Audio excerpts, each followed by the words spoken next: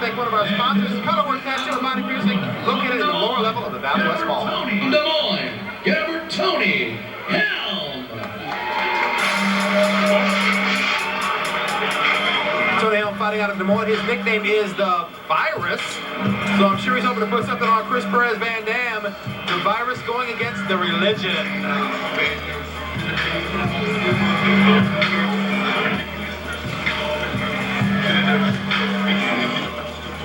The Virus is trained by TJ O'Brien, who is the featherweight champion. He'll fight a little bit later in our main event this evening as he takes on Chris Mickle, defending his featherweight championship. Once again, this bout dedicated to Secret City Promotions. It's pitting two men against each other. Chris Perez standing 5'10". Tony Helm standing at 5'10" as well. Tony Helm, the Virus. Chris Perez Van Dam is the Religion.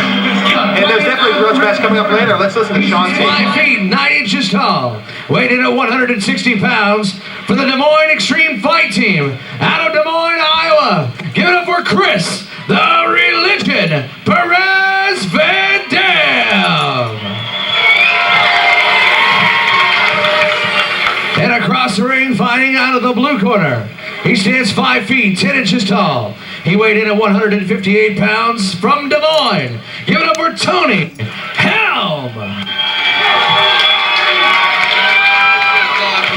All right, John, two fighters, both from Des Moines. You were mentioning earlier that Chris needs to avoid some of the kind of flashy things that would get him in trouble in the past. Yeah, he needs to stick to the basics. The basics are what works for him. If he can stick to the basics and try to capitalize on the experience that he has over Helm, he may have a better chance of coming out on top. He's throwing some punches right there. They're in the clinch with Helm pulling guard right there. Well, Helm trains with our featherweight champ, TJ the Spider O'Brien, and you know he's looking like he's going for a submission right off the bat. So yes, you know, a definite credit to our champion who's taking this guy under his wings and taught him a thing or two. And what do you think? Trying to do right now? That definitely, you can see that TJ O'Brien coming out and Helm right there, going for that. The legs going up and everything. Yeah, working that rubber guard. I'll tell you what, folks at home, right now we're seeing two of the coolest tattooed fighters of the NCC, next to John Hurricane Alves. Maybe they got there some Colorworks tattoo and body piercing located in the lower level of the Valley West Mall. Now Van Dam, he's posturing up, doing heavy punches right there.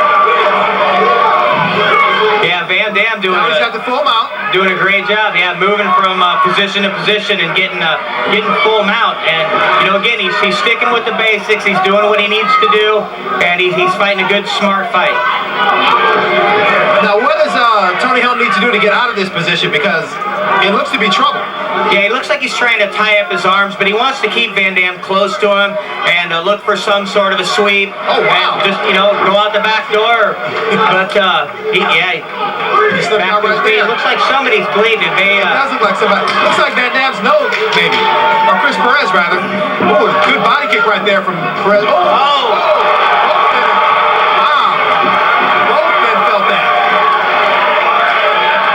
They both connected. It did look like they both connected. They were both stunned for a minute. Looked away for a second, heard a pow, and okay, nice sweep there by Helm. He missed with that punch right there, but that had bad intentions on it. And Chris Perez is bleeding from his nose right now. Van Dam looks to be a little rocked, so he may have taken the harder of the blow. So, and he's taking punches right there. He just wants to hang on at this point, right? Yeah, he wants to hold on with less than a minute left in a round. This could be the longest minute of his life. And this could be trouble because it's in a bad position right there, which could lead to some kind of a possible rear naked choke. But he looks to be maybe okay right here, Perez Van Dam. Yeah, and trying to avoid not getting punched in the face off his back, he gave up his back. This is trouble, right? He's got a tight choke in. He's got to hold that arm to keep the choke from getting sunk in, right? Yeah, he's got to, you know, again, like we talked about earlier, he's got to use that 2-on-1 technique, and he wants to try to pull that arm down away from his neck so it's not choking him. 10 seconds left in the round, so it looks like we will see a round number 2. This was a back-and-forth round. Both men landed some heavy punches, and at the last minute, Van Dam Perez swept and ended up on top. But his nose is not looking good right now. Yeah, Van Dam is bleeding really, really bad out of his nose, and he's definitely going to want somebody to come in and take a look at that.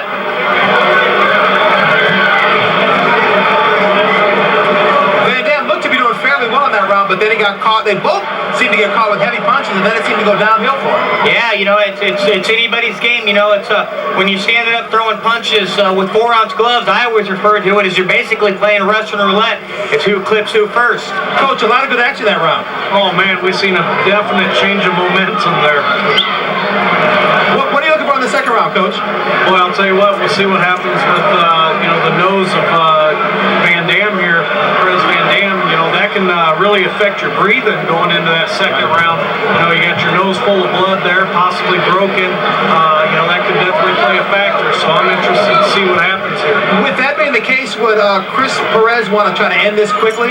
Maybe using some of those high-risk, high-flying things you mentioned earlier, John, that have gotten him into trouble? Well, you know, I don't know. I don't know if I agree with the high-risk moves, but I definitely agree with you. He does want to end this early. He took a couple heavy punches on there. Those are still going to be right on the tip of his mind. So he's definitely going to want to end this early. Both men are swinging. Perez landed some heavy blows right there. He's swinging hard. They come right in front of us. And I can't really tell the action right now, but it looks like, is that Perez on top? Yeah, it looks like Van Dam made his way to the mouth, so he's going to look to return some of that punishment he took in the first round. But great job, you know, coming out. He sensed the urgency, which is, I assume that's what his corner told him, you know, and during the round break, hey, listen, you need to end this fight, you need to end it quick. And he listened to his corner, he went right out. Looks like he's going for an armbar right there. Yeah, he went for an armbar, but he was really loose on top. So right now he doesn't have nothing. He's just basically he's holding on. He's not going to get any submission right there. He keeps trying to stretch it out. Well, yeah, it looks like you know, looks loose right there. He can just pull out right there. Helm kind of turned into it. Yeah, Helm kind of turned into that and put himself in a bad position, but did a good job of posturing up and pulling right out. Right now, Helm just measuring him. Looking like he wants to rain some punches down from on top, and here he comes. They are right in front of the broadcast table right now, with Helm trying for a mount with side control. He's holding one arm and swinging with the left hand. Helm doing a great job of keeping him controlled and moving him to side mount. From here, There is a it moved right into mount, but and this is a bad spot for any fighter when you're on the bottom. yeah, Van Dam's in another bad position here. So looks to go out the back door. Man, this is just like the first fight, man. Back and forth action. This is awesome. And the crowd is into it. This is what they paid to see. Yeah, absolutely. Fighters in MCC are some of the best in the Midwest, and you're seeing what it's all about right here. Both men bleeding out of their nose. Both men